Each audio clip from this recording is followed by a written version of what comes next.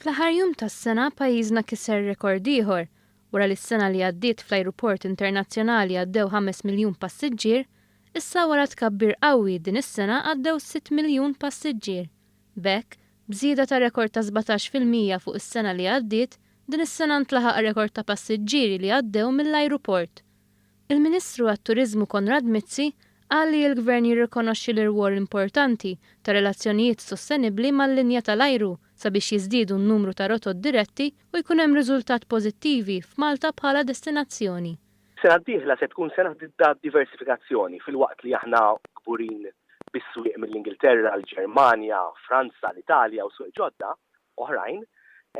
Huwa importanti li diversifikaw ukoll. Daqstant is-sena d-dieħla se nkunu qed niftħu numru ta' rotot ġodda fosthom il-Portugal, il-Porto, bil-Ryanair u Lisbona permezz tal-Air Malta, se nkunu qed niftħu iktar rotot lejn il-Russja fosthom St. Petersburg, rotot ġodda lejn in-North Africa bħal Casablanca u diversi areas oħrajn.